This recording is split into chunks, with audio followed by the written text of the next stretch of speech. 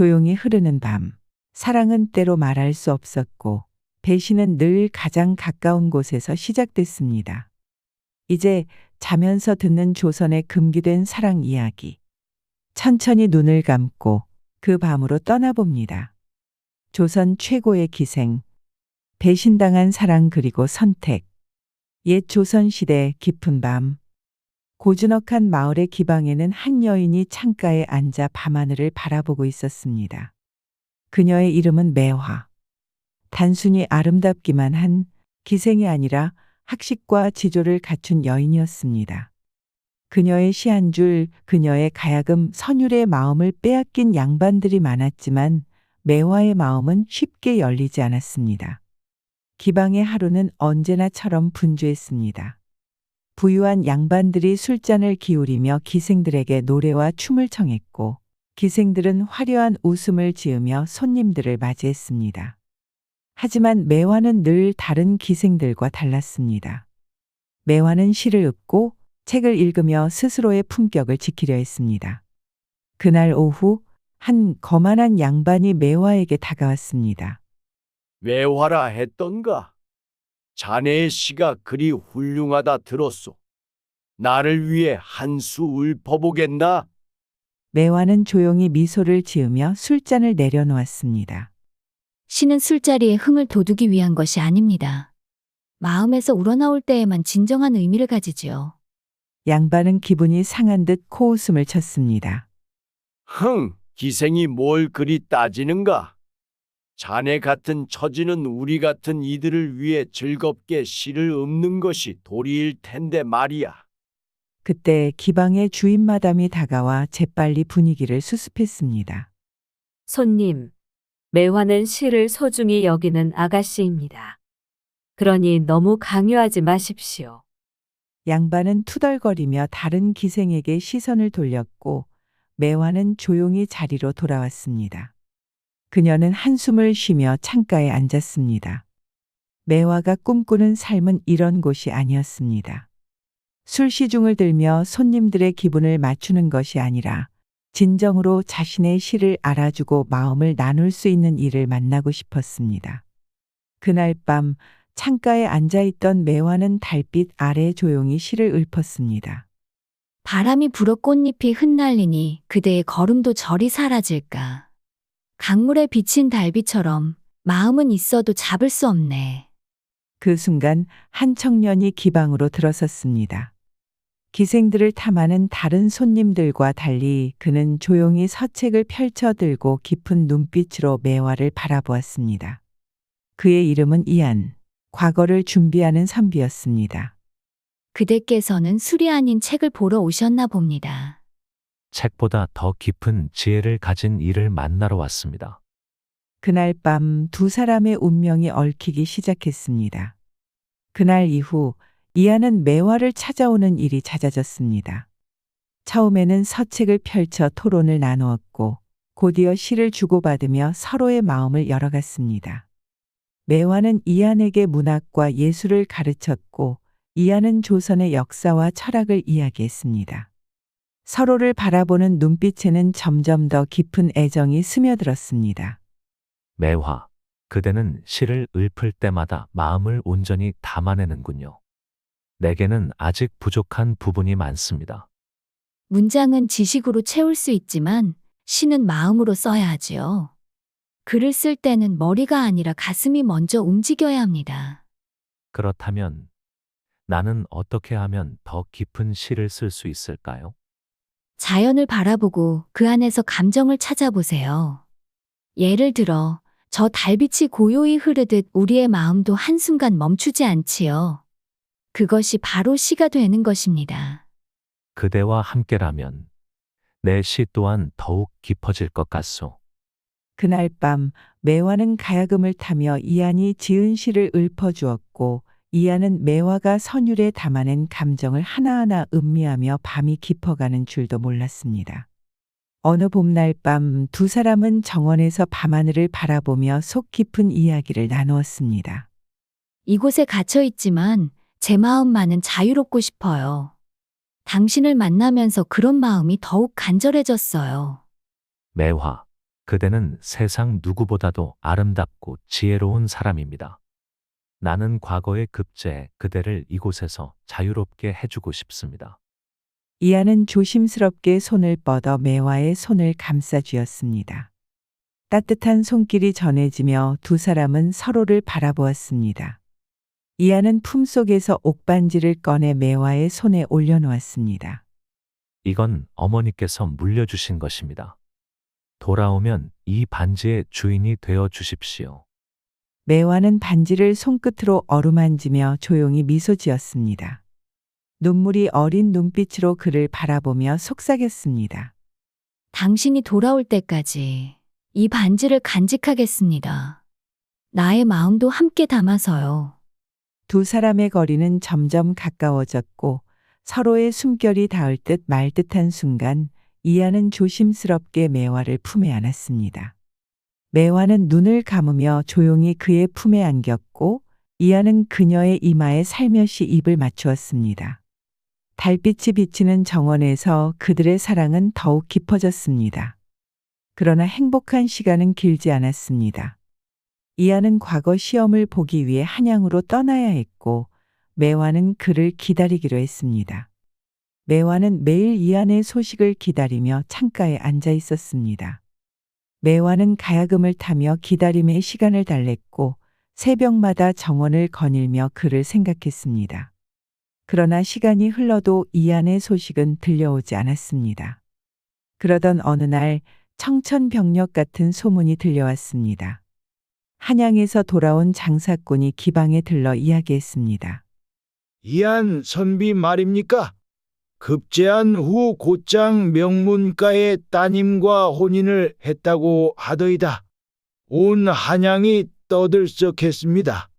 매화는 술잔을 들고 있다가 그 말을 듣는 순간 손이 떨려 술이 흘러넘쳤습니다. 주변 기생들이 매화를 걱정스럽게 바라보았지만 매화는 담담한 척하며 입술을 깨물었습니다. 그럴 리가 없습니다. 그는 반드시 돌아올 겁니다. 그러나 밤이 깊어질수록 그녀의 마음에는 의심과 절망이 뒤섞여 갔습니다. 마당의 달빛 아래 앉아 그녀는 이한과 나누었던 지난날의 대화를 떠올렸습니다. 매화, 내 마음을 의심치 말아요. 나는 반드시 돌아와 당신을 찾을 것입니다. 그때까지 제 마음은 변하지 않을 것입니다. 기다릴 테니 꼭 돌아와 주세요. 그 약속이 거짓이었단 말인가. 매화의 눈에서 한 줄기 눈물이 떨어졌습니다. 그녀는 떨리는 손으로 가슴에 품고 있던 옥반지를 꺼내 들고 바라보았습니다. 달빛 아래 반지는 여전히 빛나고 있었지만 이제 그 의미는 사라져 버린 것 같았습니다. 매화는 조용히 자리에서 일어나 기방의 휘장을 밀치고 나갔습니다. 어디로 가야 할지 알 수 없었지만 매화는 더 이상 이곳에 머물 수 없었습니다. 매화가 걸어가는 길 위로 달빛이 슬프게 비치고 있었습니다. 매화는 그 말을 듣고도 아무런 말도 하지 않았습니다. 하지만 그녀의 가슴 속에는 수많은 감정이 소용돌이치고 있었습니다. 배신감, 슬픔, 그리고 아직도 남아있는 사랑. 그녀는 촛불이 깜빡이는 방 안에서 떨리는 손으로 가야금을 집어들었습니다. 바람은 멀리서 속삭이고 달빛은 나를 비추건만. 그대는 돌아오지 않고 내 마음은 그림자처럼 흐르네. 매화의 노래는 깊은 밤 공기를 타고 울려 퍼졌고 기방의 다른 기생들은 가만히 숨을 죽였습니다. 모두가 매화의 아픔을 느끼고 있었지만 누구도 감히 말을 걸 수 없었습니다. 매화는 옥반지를 손에 쥐고 한동안 바라보다가 결국 그것을 조용히 품속에 넣었습니다. 그리고 무거운 발걸음으로 문을 열고 기방을 떠났습니다. 어디로 가야 할지 알 수 없었지만 더 이상 이곳에서 이한의 흔적을 기다릴 수는 없었습니다. 매화가 걸어가는 길 위로 달빛이 슬프게 비치고 있었습니다. 산속의 작은 절, 그곳에서 매화는 새로운 삶을 살기로 결심했습니다. 그녀는 세상의 모든 인연을 끊고 조용히 살아가겠노라 다짐했습니다. 비록 사랑은 배신했지만 그녀의 마음은 흔들리지 않았습니다. 사랑은 기다림이었으나 기다림이 곧 슬픔이 되었네. 산새는 울고 가고 내 마음도 함께 떠나네. 그녀는 그렇게 속세를 떠났고 사람들은 그녀를 점점 잊어갔습니다. 다만 절에서는 가끔 그녀가 읊던 시가 바람을 타고 흘러나오곤 했습니다. 오랜 시간이 흐른 후 사람들은 그녀의 이야기를 전설처럼 떠올렸습니다. 사랑을 기다리며 끝내 절개를 지킨 한 여인의 이야기. 그녀의 시는 기방의 벽에 남아 사람들에게 읽혔고 매화의 이름은 잊히지 않았습니다. 한때 매화를 사랑했던 이안도 결국 매화의 소식을 듣게 되었습니다. 높은 벼슬을 얻고 가정을 이루었지만 매화와 함께했던 시간은 이안의 마음 깊은 곳에 남아 있었습니다. 이안은 가끔 조용한 밤 홀로 앉아 그녀의 시를 떠올리며 한숨을 내쉬곤 했습니다. 매화는 떠났지만 그녀의 사랑과 신념은 조용히 살아남아 있었습니다.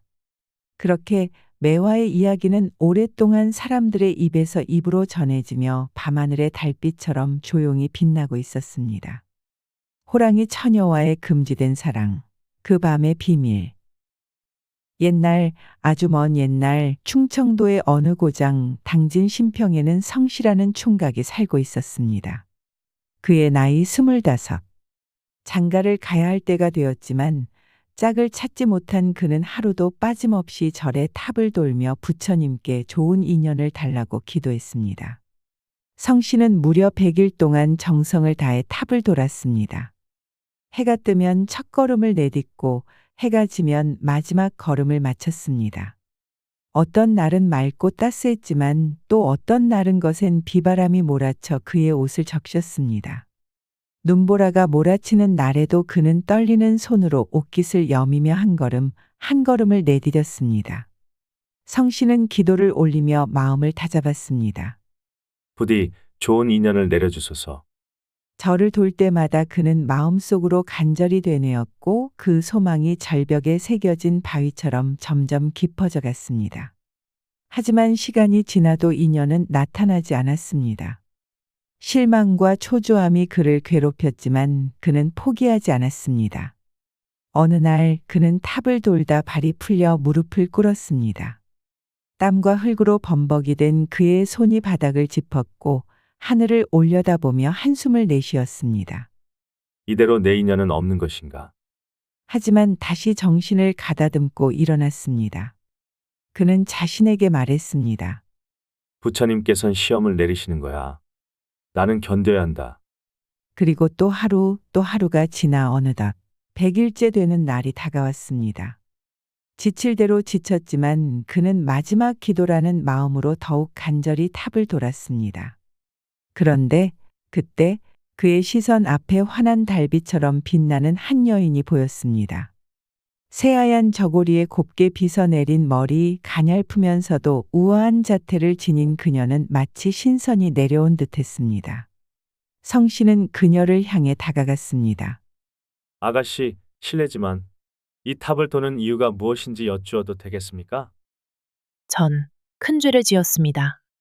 그 죄를 씻고자 이 탑을 돌고 있습니다. 죄를 지었다고요? 무슨 죄길래 이렇게 아름다운 분이? 그건 말할 수 없습니다. 성씨는 그녀에게 호감을 느꼈고 주저하지 않고 말했습니다. 아가씨, 전 장가를 가기 위해 이 탑을 돌고 있습니다. 혹시 저와 인연을 맺어 주실 수 있겠습니까?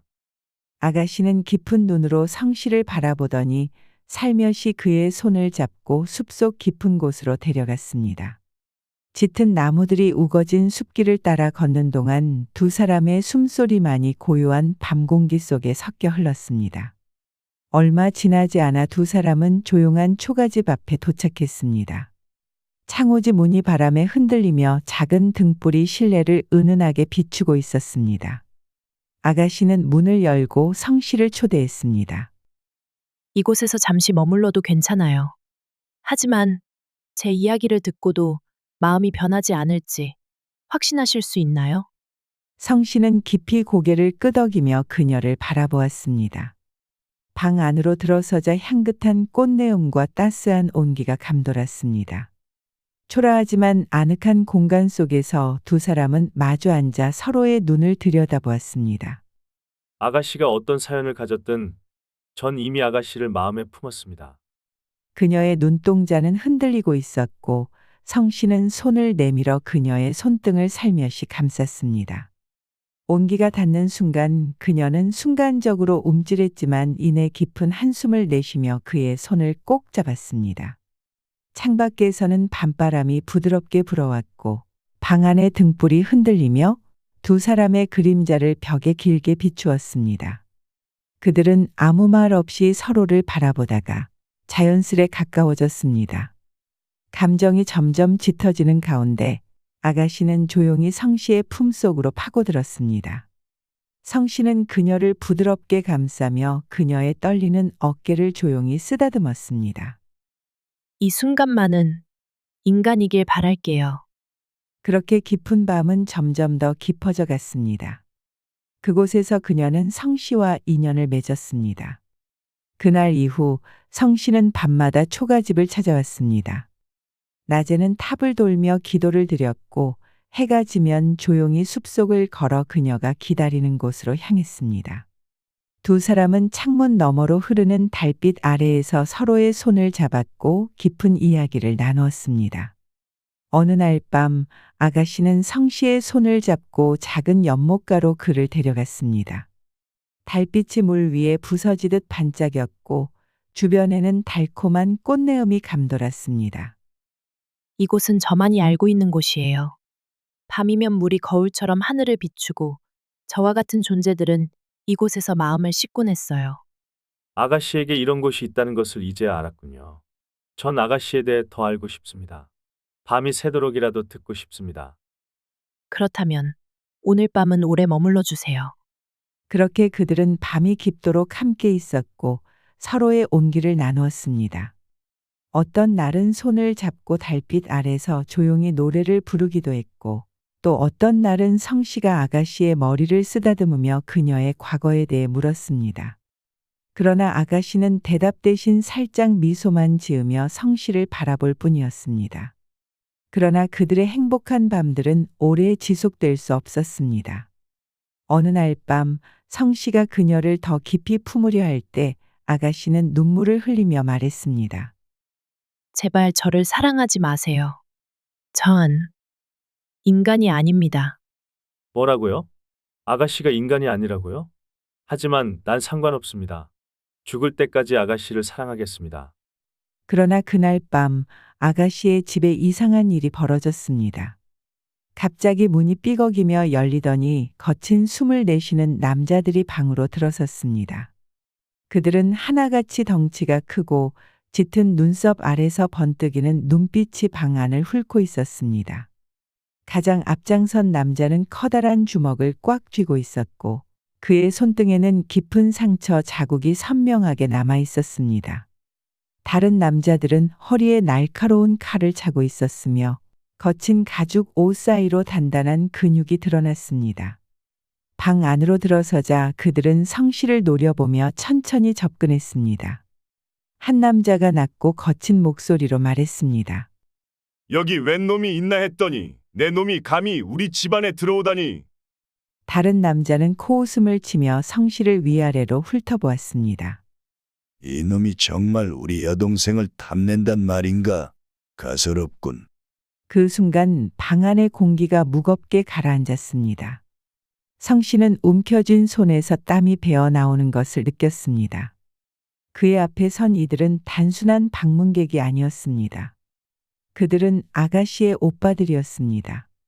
방 안에 서 있는 4명의 남자들은 위협적인 기운을 뿜어내며 성씨를 에워싸기 시작했습니다. 성씨는 침을 삼키며 주위를 둘러보았지만 이미 도망칠 틈은 없었습니다. 그리고 그 순간 하늘에서 굵고 깊은 소리가 들렸습니다. 너희 중 하나는 많은 죄를 지었으니 그 중 한 명은 죽어야 한다. 성씨는 깜짝 놀랐고 아가씨는 울면서 하늘을 향해 애원했습니다. 제가 죽을 테니 제 오라버니들은 살려주세요. 그렇게 남자들이 사라지고 성씨는 아가씨를 다시 보았습니다. 그녀의 얼굴은 너무나도 아름다웠습니다. 이제 떠나세요. 그리고 날 잊어주세요. 그는 마을로 내려갔고 아가씨를 다시 찾기로 결심했습니다. 다음 날 마을에는 호랑이를 잡는 자에게 벼슬과 큰 상을 내린다는 방이 붙었습니다. 이를 본 성씨는 곧장 마을 영감을 찾아갔습니다. 제가 호랑이를 잡겠습니다. 그렇게 칼과 창을 들고 산으로 올라가던 성씨는 길에서 다시 아가씨를 만났습니다. 이제 마지막입니다. 산속의 작은 연못의 고인물을 상처에 바르면 상처가 나을 것입니다. 기억하세요. 그러더니 그녀는 성씨의 칼을 빼앗아 스스로 자신의 가슴을 찔렀습니다. 그 순간 그녀는 몸부림치며 점점 변해갔습니다. 그녀의 아름다운 인간의 형체는 사라지고 커다란 황금빛 털을 가진 호랑이의 모습이 드러났습니다. 마지막까지 그녀의 눈빛은 애절했고 성씨를 향한 깊은 감정을 담고 있었습니다. 아가씨, 아니, 안 돼. 그러나 그녀는 이미 거대한 호랑이의 모습으로 변한 채 마지막 숨을 내쉬었습니다. 그녀의 몸이 땅에 쓰러지며 작은 진동이 퍼져나갔습니다. 그녀의 주변에는 마치 한 떨기 연꽃이 피어난 듯이 조용한 기운이 감돌았습니다. 성씨는 떨리는 손으로 그녀의 털을 쓸어보았습니다. 이제 더 이상 따뜻한 온기가 느껴지지 않았습니다. 오직 차가운 바람이 그를 감쌀 뿐이었습니다. 성씨는 멍하니 서서 눈물을 흘렸습니다. 성씨는 호랑이를 잡은 공으로 큰 벼슬길에 올랐지만 마음 한편에는 늘 아가씨가 있었습니다. 사람들은 그를 영웅이라 불렀지만 그는 자신이 영웅이 아닌 죄인이라 느꼈습니다. 성씨는 자신이 받은 모든 명예와 부귀가 아가씨의 희생으로 이루어진 것임을 알았기에 밤마다 깊은 한숨을 내쉬었습니다. 성씨는 때때로 꿈속에서 아가씨를 보았습니다. 여전히 아름다운 모습으로, 여전히 그를 바라보는 따뜻한 눈빛으로. 그러나 손을 뻗으면 닿지 않는 거리에서 그녀는 이내 연기처럼 사라지고 말았습니다. 그대를 위해 할 수 있는 것이 이제 무엇이란 말인가? 잠에서 깨어나면 그녀가 미소 짓던 모습이 눈앞에 아른거렸습니다. 벼슬이 높아질수록 성씨의 마음은 더욱 공허해졌습니다. 성씨는 곧 깨달았습니다. 이 모든 영광이 아가씨가 희생한 대가라는 것을. 그러던 어느 날 성씨는 더 이상 이 삶을 지속할 수 없다고 결심했습니다. 그는 모든 벼슬과 재물을 뒤로하고 망각산으로 향했습니다. 산을 오르는 동안 바람이 그의 귓가를 스치며 그녀의 목소리가 속삭였습니다. 이제 날 잊어주세요. 당신은 당신의 삶을 살아야 해요. 산을 오를 때마다 아가씨와 처음 마주했던 순간이 떠올랐고 그녀가 마지막으로 남긴 말이 메아리처럼 울려 퍼졌습니다. 성씨는 아가씨의 마지막 말을 곱씹으며 산속의 작은 연못을 찾았습니다. 연못은 달빛 아래서 고요히 빛나고 있었습니다.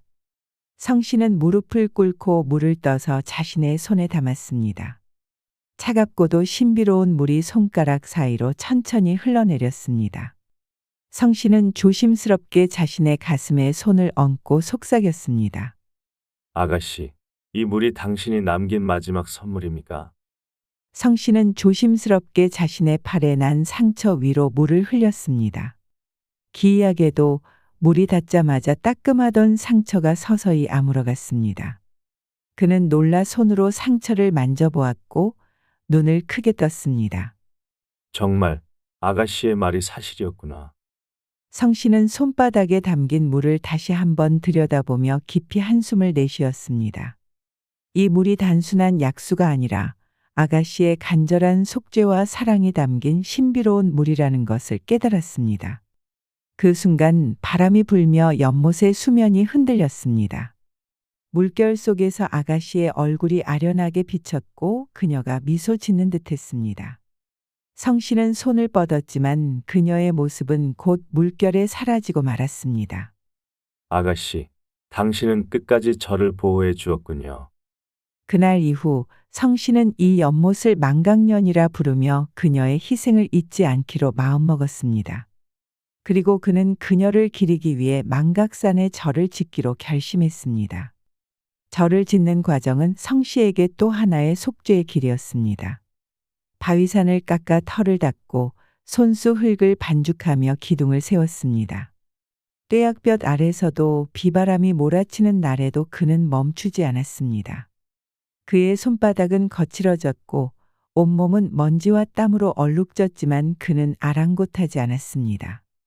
절이 서서히 형태를 갖춰갈 때마다 성씨는 그녀를 떠올렸습니다.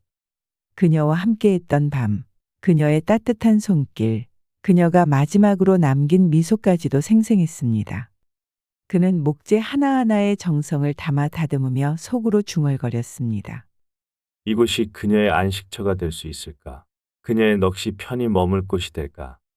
몇 년의 시간이 흘렀을까? 마침내 절이 완성되었습니다.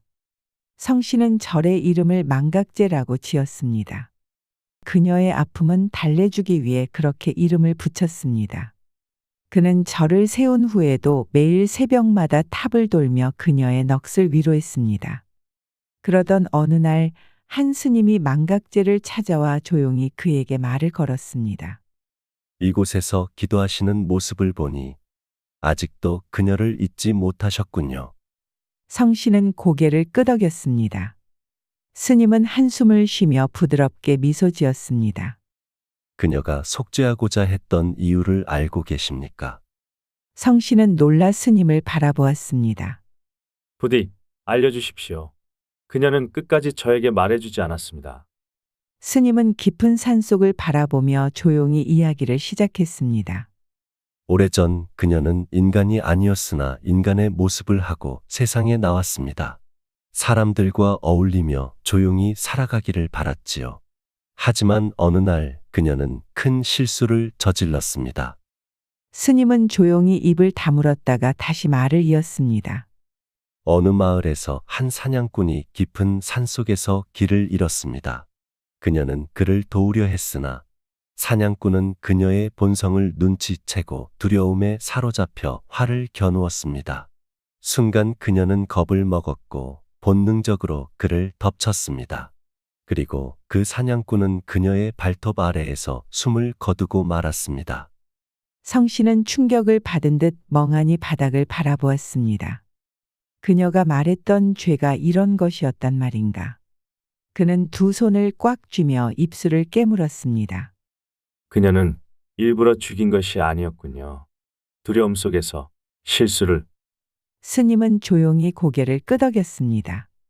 그녀는 자신의 죄를 씻기 위해 부처님께 기도하며 절을 돌았습니다. 다시는 인간 세상에 위협이 되지 않도록 오직 속죄의 삶을 살기로 결심한 것이지요. 그러나 결국 그녀의 삶은 또 다른 희생으로 끝이 났습니다.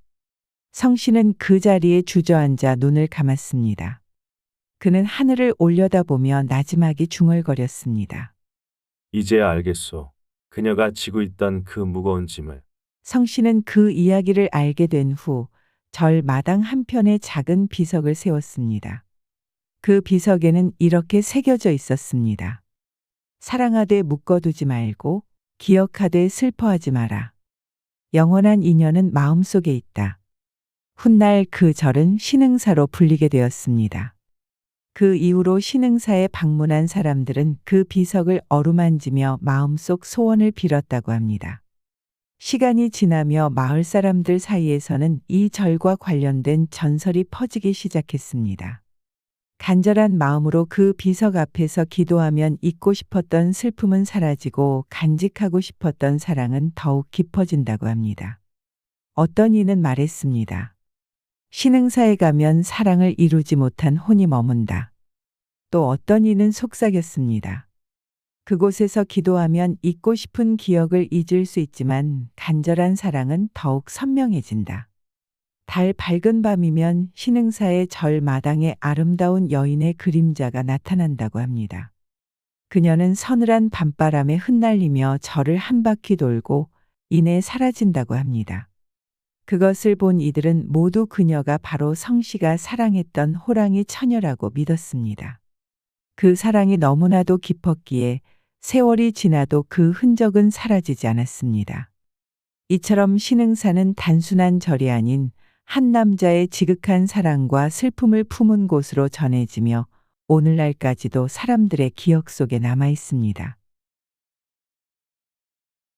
목련이 진 밤. 애절한 사랑 이야기. 옛 조선의 어느 마을 달빛이 유난히 밝게 비추던 밤이었습니다. 그곳에는 아름답고 총명한 한 여인이 살고 있었지요. 그녀의 이름은 목련. 눈 덮인 꽃처럼 고운 얼굴과 순수한 마음을 가진 여인이었습니다. 목련은 마을에서 유명한 대감의 딸이었고 그녀의 재주와 미모는 소문이 자자했습니다. 그러나 그녀의 마음속에는 한 사람만이 자리하고 있었으니 바로 학문을 닦는 가난한 선비 이안이었습니다.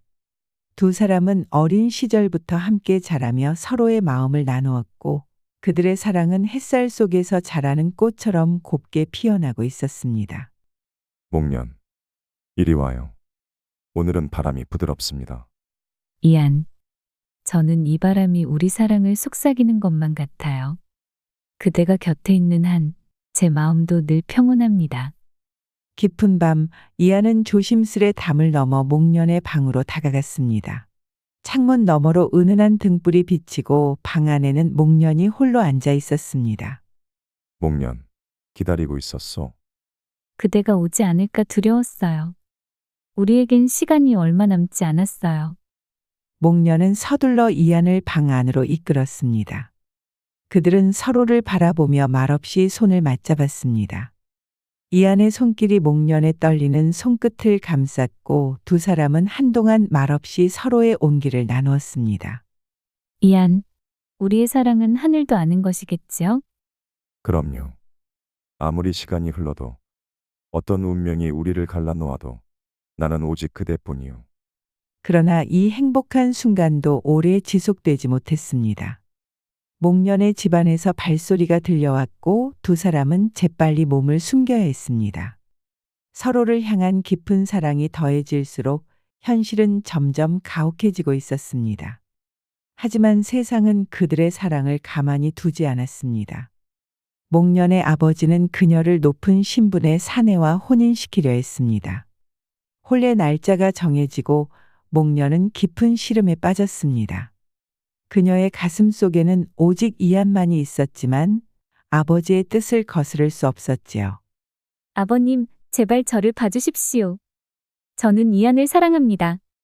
어리석구나. 너는 가문의 명예를 짊어져야 한다. 감히 가난한 선비를 남편으로 맞이하겠다고. 어림없다. 혼례 전날 밤 목련은 조용히 방에서 편지를 써 이안에게 보냈습니다. 이안, 내 마음을 알지요. 그러나 내게는 선택지가 없습니다. 이 몸은 떠나지만 내 마음은 늘 그대와 함께할 것입니다. 부디 건강하십시오. 편지를 받은 이안은 밤새 그녀의 창가를 바라보며 애타게 울었습니다. 하지만 운명은 잔인하였습니다. 목련은 결국 부잣집 사내와 혼인을 올렸습니다. 그녀는 비단 옷을 걸쳤지만 그 속에 숨은 눈물은 아무도 알지 못했습니다. 그러나 그녀는 이안을 잊을 수 없었고 몰래 그에게 서찰을 보내어 안부를 물었습니다. 이안, 나의 사랑. 나는 매일 밤 창문을 열어 달을 바라보며 그대의 안부를 기원합니다. 여전히 그대가 내 곁에 있는 듯하지만 이곳에서는 숨조차 마음대로 쉴 수 없습니다. 이 가슴에 그대에 대한 그리움이 날이 갈수록 깊어지기만 합니다. 나는 다시 그대를 볼 날만을 기다리고 있습니다. 그녀는 편지 끝에 작은 꽃잎을 넣어 이안이 자신의 진심을 느낄 수 있도록 하였습니다.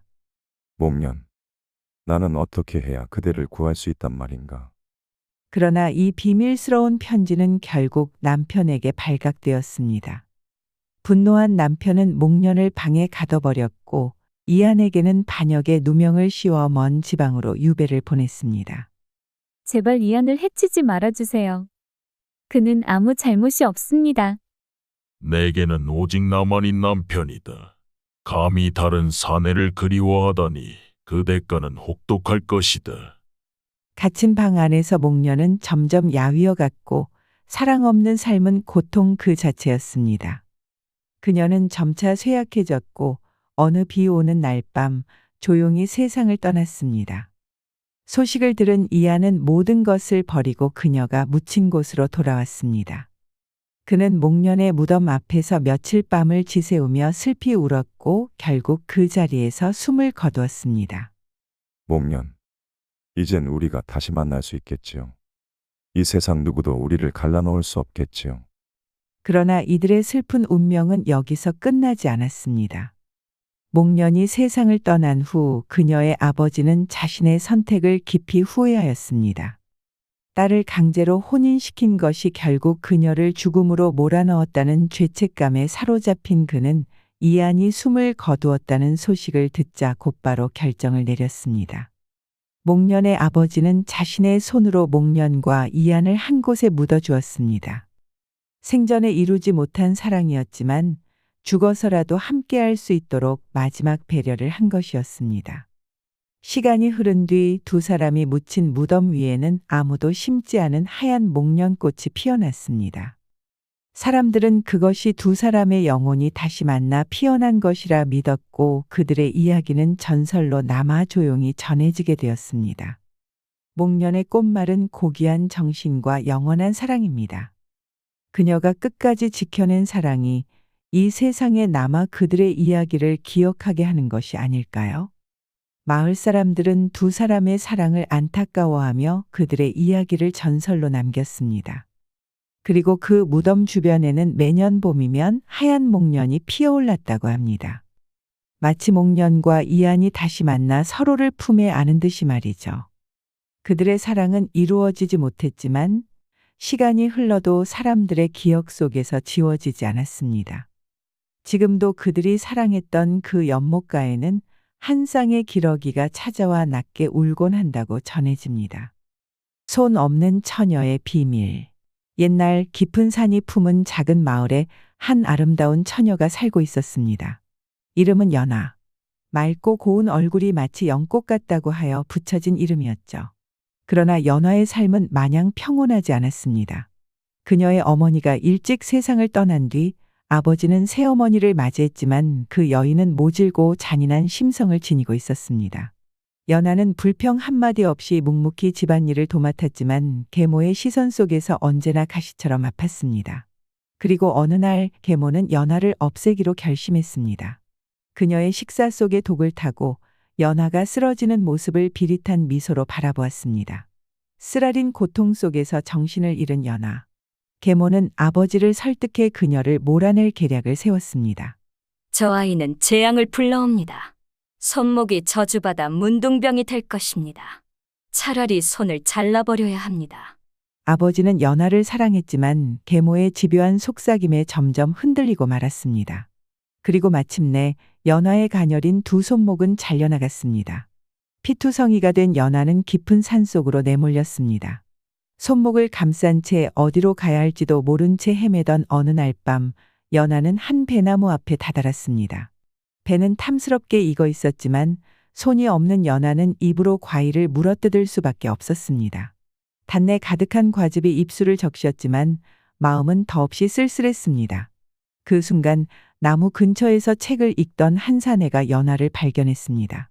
부유한 집안에서 태어났지만 허례허식을 싫어하던 이한 도령이었습니다. 그는 나무 아래에서 입술로 배를 따먹는 연아를 보고 심장이 덜컥 내려앉았습니다. 대체 무슨 사연이 있기에 이렇게 되었소? 이한은 조심스럽게 다가가 물었고 연아의 처참한 손목을 보고 마음이 무너졌습니다.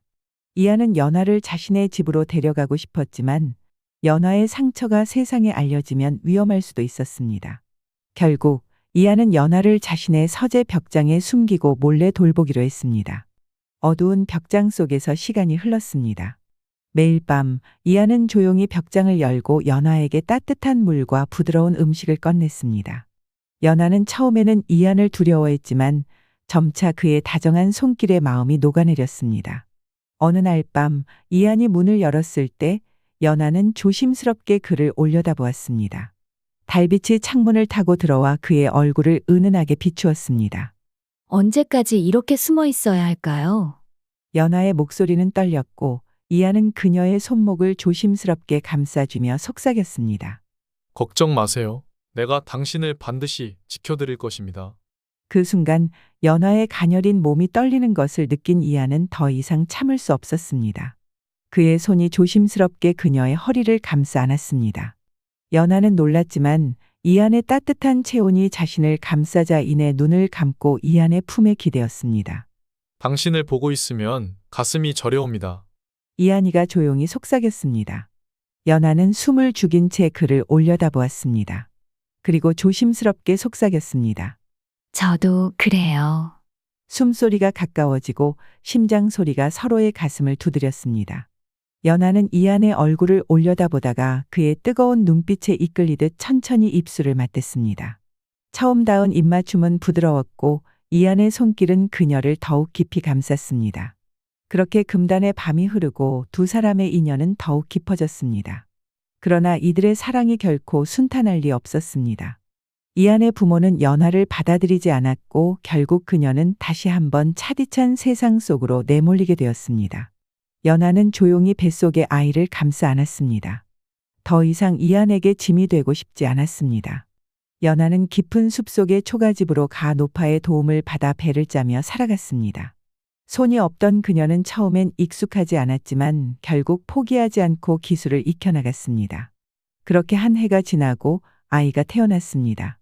그러나 마을에는 흉흉한 소문이 퍼졌습니다. 손 없는 여인이 아이를 낳았다니 귀신의 자식이 틀림없어. 손 없는 여인이 어떻게 아이를 키울 수 있겠어? 사람들은 그녀를 두려워하며 외면했고 연하는 다시 혼자가 된 것만 같았습니다. 그러나 그녀는 주저앉지 않았습니다. 그렇게 또 한 해가 지나갔습니다. 아이는 무럭무럭 자라 연하의 등에 엎여 있었습니다. 그리고 운명의 날이 찾아왔습니다.